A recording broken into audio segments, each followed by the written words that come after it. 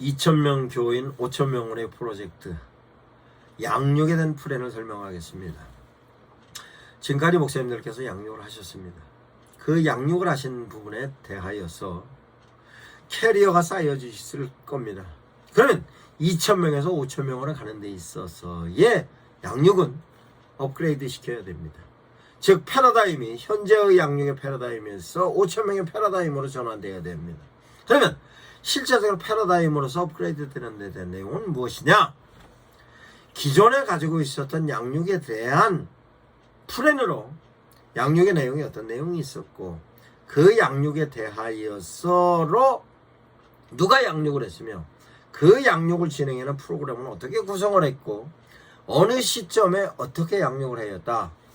그 양육은 누가 양육을 했으며 관련된 플랜으로 짜져서 지금까지 그 플랜에 의해서 움직여졌을 것입니다. 그러면 그 플랜은 그 플랜대로 진행되게 두고 실제적인 면에 있어서 성도들이 다른 방향에서 필요한 데 대한 내용으로서 양육을 보완해야 하는 것입니다. 그러면 양육에 관련된 내용도 성도들이 그 양육에 대하여서로 만족을 하고 있는가, 부족한 부분이 있는가. 그러면 그 양육에 대해서 만족했던 부분은 어떤 부분이고 부족했던 부분은 어떤 부분이다. 뿐만 아니라 내가 양육했어서 이런 부분은 교회에서 양육을 해줬으면 좋겠다. 얘네 필요성에 관련된 내용도 실제로 교회에서는 파악하고 있어야 되는 것입니다. 그러면 어떻게 파악하느냐? 교회가 규모가 적었을 때는 목사님께서 직접 파악해 주셨습니다만 이제 규모가 커졌을 때는 커진 데 대한 내용으로서 교인들의 필요성에 관련된 내용을 데이터로 찾아야 합니다. 그 데이터를 찾는 데 있어서 기본적으로 그 교인이 갖고 있는 성향, 경향성에 대해서 실제로 메모가 되었을 것입니다. 그럼 그 메모에 되어져 있는 데이터가 어느 정도의 데이터의 정확성과 함께 그 데이터가 어느 정도로의 내용인가? 실제 교회 교적부를 통해 잘 기록이 되어 있습니다만 실제로 현재 상황 속에서 현재 여건과 조건과 내용에 맞는 상태로서의 데이터가 있습니까? 찾아내야 합니다. 어떻게 찾습니까? 찾아야죠. 전 교인들을 상대로 리서치해야 합니다. 전 교인들을 상대로 리서치하면 교회에서 진행하고 있는 양육의 프로그램이 어땠습니까? 라고 하면 프로그램마다 갖고 있는 부정적인 부분, 긍정적인 부분. 부정적인 부분은 왜? 긍정적인 부분은 왜? 리서치하면 성도들 다 메모링을 합니다. 그러면 그 부분에 있어서에 대한 내용으로 부정적인 부분에 있어서 보완은 어떤 부분으로, 긍정적인 부분은 이런 부분을 어떻게 적용해서, 그럼 적용되어졌던 걸 어떻게 이해를 했고 이해되어졌던 거를 삶의 현장에서 어떻게 적용했다. 그럼 삶의 현장에서는 어떻게 적용해? 교회 내적인 부분의 생활은 어떻게 적용했다. 그 부분의 신학적인 부분은 이렇게 맞았고 일반적인 부분은 이렇게 맞았다. 부분은 아니라 그걸 진행하는 부분에 있어서 그 프로그램을 진행하는 그 진행자의 부분에 이런 부분이 다 나오는 겁니다. 그 데이터를 가지고 그 데이터의 근거를 통하여서 양육에 대한 내용을 보완을 하든가 연장을 시키든가 철회를 하든가 이에 대한 내용을 정리해야 하는 것입니다. 그러면 실제적으로 그와 같은 내용을 교회에서 하고 있느냐? 하고 있는 경우를 제가 파악한 경우는 없습니다. 그러나 해야 하는 것입니다. 왜 해야 하느냐? 현대 사회가 변화가 됐습니다. 그 변화가 되어졌던 모습은 실제적으로 70년대, 80년대, 90년대, 2000년대, 2010년대가 달라졌습니다. 그럼 지금 2023년인데 2023년도에 가지고 있는 사람들이 갖고 있는 성향은 일반적인 성향 갖고 접근을 해서 만족하는 사람도 있습니다만 지금은 AI 시대로 수준이 훨씬 높아졌습니다. 왜 높아졌나?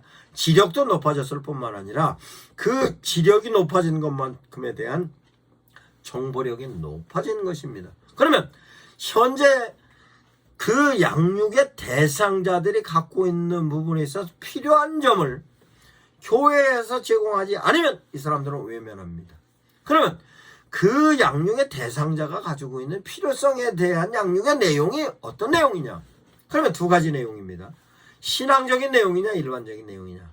그러면 신앙적인 내용이면 신앙적인 내용 가운데서 그네들이 현재 이해하고 있는 부분의 신앙적인 내용과 필요성으로 갖고 있는 신앙적인 내용이 있습니다.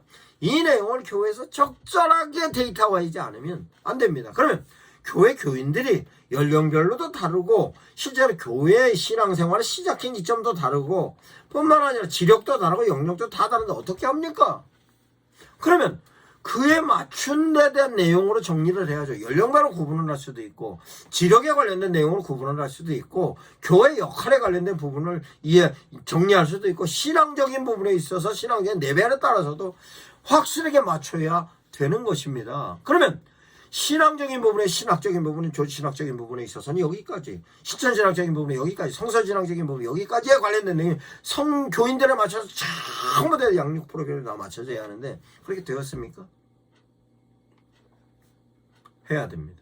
일반적인 부분에 있어서도 양육에 관련된 내용, 실제적으로 삶 가운데서 어떻게 생활을 해야 하는가, 그러면 관계성에 있어서는 어떻게 형성을 해야 하는가, 그러면 그 관계성에 있어서 자녀들은 어떻게 교육을 할 것인가, 부부간의 관계는 어떻게 할 것인가, 뿐만 아니라 이웃과의 관계는 어떻게 할 것인가, 직장생활은 어떻게 할 것인가, 거기에 대해서 관계성에 있어서 그 관계성을 형성하는 데 있어서 긍정적 관계 형성하기 위해서는 어떤 관계 있는가, 그걸 성경적인 근거로 이행할 것인가, 일반적인 근거로 이행할 것인가에 대한 내용이 2,000명이 5,000명으로 갈 때는 그와 같은 데는 내용이 역량으로서 양육의 데이터로, 양육의 자료로, 양육의 방법으로 확실하게 나와야 하는 것입니다. 그래야 교회로서의 역할이 가능한 것인데, 왜냐?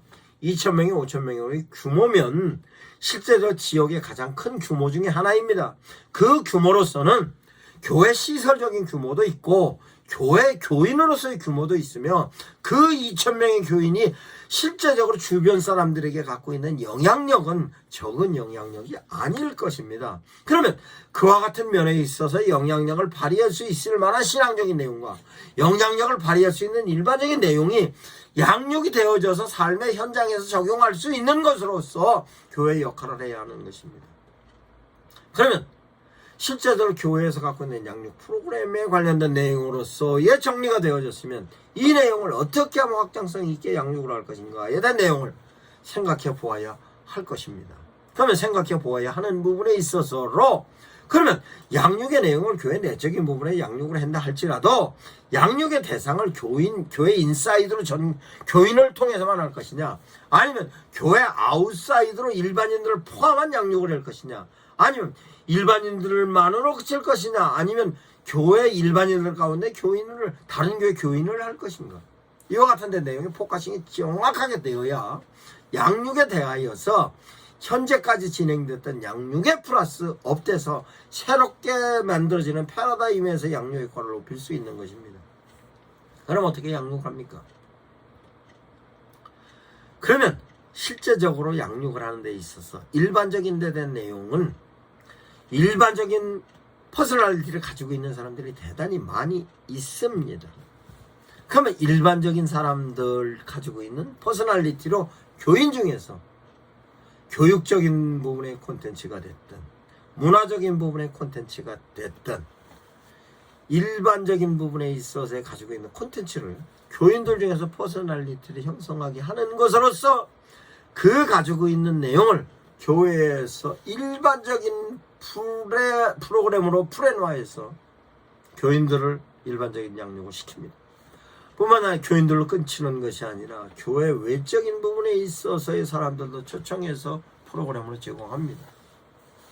그러면 교육이면 교육으로서의 관련된 내용, 교육의 전문가가 대단히 많이 있습니다. 그러면 실제적으로 교육적인 부분에서 필요한 부분이 일반 공교육으로도 있고 사적인 교육으로 학원을 다니는 사람도 있습니다만, 실제적으로 교육에 있어서로 많은 사람들이 교회 내적인 부분에 저런 부분에 있어서 우리 애들한테 가르쳤으면 하는 부분도 있고, 심지어 문화교실을 통해서 어른도 교육을 받습니다. 이 내용을 최대한 확대를 하는 것입니다. 그 확대를 하는 것이 장소가 교회에서 할 수도 있고, 일반 교회에서 퍼스널리티가 갖고 있는 교인이 일반 유관기관과 연계를 해서 할 수도 있습니다. 이와 같은 부분에 있어서 교육을 받은 사람이 많이 받으면 많은 사람일수록 실제적으로 교회에서 진행되고 있고 주체가 교회였기 때문에 거기에 대한 영향력이 발휘가 되는 것입니다. 그러면 실제적으로 일반적인 교육을 통하여서 양육에 대한 내용으로 사회에 기여를 할 수 있는 것입니다. 그 기여라는 것이 사회에서 퍼스널리티를 갖고 있는 사람이라 할지라도 교회에서 업무 협조가 돼서 시설이라든가 내지는 장비라든가 이런 거 업무 협조가 돼서 그와 같은 내용이 진행이 되면 양육에 대한 내용으로서 콘텐츠가 어떤 콘텐츠가 문화적인 콘텐츠가 됐든 문화적인 콘텐츠면 음악이든 미술이든 뭐 꽃꽂이든 다양한 것을 교회와 연관되어서 하면 그 연관되어져서 콘텐츠가 진행될 때에 교회에서 양육의 내용으로 암암리에 묻어 들어가는 것이 복음입니다. 이 내용을 유관기관과 예를 들어서 동사무소와 학교와 복지관과 연계해서 얼마든지 할 수 있는 것입니다. 그러면 그 내용을 진행하는 데 있어서 그 스텝이 그 게스트가 그러면 교인이었으면 교인이더라도 그에 따르는 사람을 또 붙여서 이 게스트를 멘토로 해서 멘티를 만들어서 더 많은 사람을 양육해야 하고 그럼 이 멘토가 신앙생활을 하지 않는 바깥에 있는 사람은 교인을 붙여서 그 역할을 할 수 있는 멘토링을 통하여서 성장을 시키면 실제적으로 어느 정도 지나다 보면 교인들이 실제적으로 모든 행사를 주관할 수 있는 멘토가 될 수 있는 것이며 그 멘토가 교인을 통해서 계속 확장을 할 수 있고 뿐만 아니라 교회 신앙생활을 안 하고 있는 사람을 교회의 멤버로 구성할 수 있는 부분에 있어서 그가 필요한 부분의 콘텐츠를 배우고 싶어 하면 그 콘텐츠에 따르는 그 사람의 멘티가 되는 것으로 교회가 확장되는 것으로 양육 프로그램이 되는 것입니다. 그러면 실제적으로 신앙적인 부분의 성도들을 향하여서 뿐만 아니라 성도 아닌 사람들을 향하여서도 어떻게 양육을 할 것인가에 대한 내용을 목사님들께서 반드시 제시해야 할 것입니다. 그러면 실제적으로 양육에 있어서도 콘텐츠를 통한 양육이 되지만 하나님의 메시지를 통해서 양육이 되는 것으로 그런 목사님들께서 하나님의 메시지를 통한 양육은 어디 부분입니까? 설교입니다.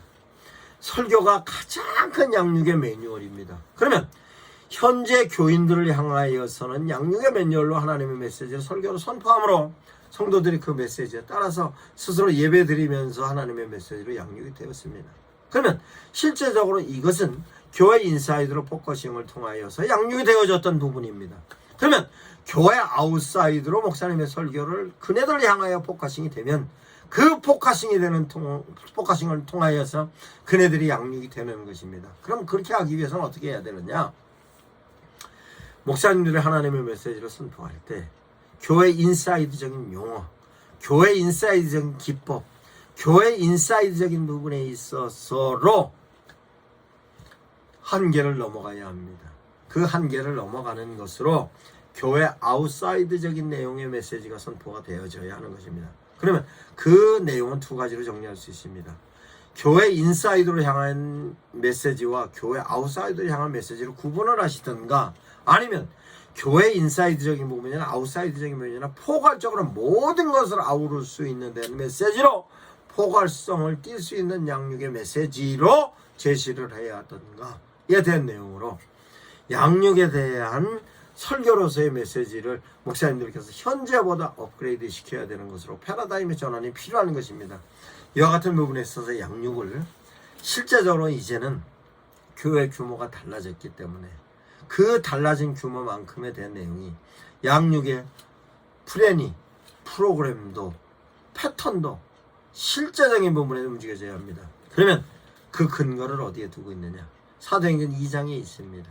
사도행전 2장에 의해서 만들어진 교회가 실제적으로 양육은 어떻게 진행되고 있냐? 고린도 전서의 양육의 내용이 나옵니다. 양육에 대해서 대상에 관련된 내용은 디모데서에 나옵니다. 그러면 실제적으로 성경의 신약성경 가운데서 진행되는 모든 내용은 신약성경 가운데서 되어 있고 양육에 관련된 마인드와 양육에 관련된 내용은 예수님께서 복음서에 정리해 놓았습니다. 그럼 이와 같은 내용이 실제로 우리나라에서 어떻게 진행되었는가? 초대교회에서 어떻게 진행되었나? 초대교회에서는 진행되었고 우리나라에서도 이와 같은 양육에 관련된 내용이 사회에 기여를 해서 우리나라가 현재 여기까지 되는 데 대해서 기초가 되었습니다. 그 기초가 되었다는 것은 선교사들이 우리나라에 들어와서 신앙적인 부분만으로서 예배만 그친 것이 아니라 사회를 향하여서 어떤 프로그램과 어떤 내용을 통해서 어떻게 양육을 할 건가? 이에 대한 내용이 정리가 되었습니다. 그 내용이 한국교회사를 통해서 공부할 수 있습니다. 그 한국교회사를 통해서 실제적으로 사회에 기여했던 양육에 대한 내용이 무엇이었고, 양육의 방법은 어떤 것이었고, 양육을 할 때 있어서 자세는 어떤 자세였던가에 대한 내용이 한국교회사에서 나옵니다. 이 부분으로 돌아가야 됩니다. 그래서 교회에서 교육도 책임져야 합니다. 교회에서 문화도 책임져야 합니다. 교회에서 지역사회 변화를 위해 책임져야 합니다. 이와 같은 데 대한 내용은 실제로 교회에서 책임에 관련된 내용이 출산율도 높여야 하는 것이 교회의 책임입니다. 교육열도 높여야 하는 것이 교회의 책임입니다. 도덕성도 높여야 하는 것이 교회의 책임입니다. 교회 경제에 관련된 내용도 높여야 하는 것이 지역의 경제를 높여야 하는 것도 교회의 책임입니다. 이와 같은 부분에 있어서 교인들에게 효과적인 양육을 해야 하고, 그 양육이 지역사회에 전달이 돼서 그네들의 그 부분에 있어서 인식의 변화를 느껴야 하는 것이 양육의 최종적인 내용입니다. 이건 5,000명의 교회가 하여야 하는 역할로서 이러한 마인드가 교회에서 형성되지 않으면 교회는 지탄이 됩니다. 지탄의 대상이 되지 않기 위해서는 교회에서 양육에 대한 패러다임이 완전히 전환이 돼서 이제는 사회를 양육해야 되겠다는 목사님의 마인드와 함께 성도들의 공감대가 형성이 되어졌을 때 지역사회의 역할을 하는 것으로 교회의 양육이 되는 것입니다. 이 내용을 목사님들께서 숙지하셔서 이제는 우리 교회가 사회를 향하여 어떤 역할을 해야 되겠다로 매듭 지으시기 바랍니다.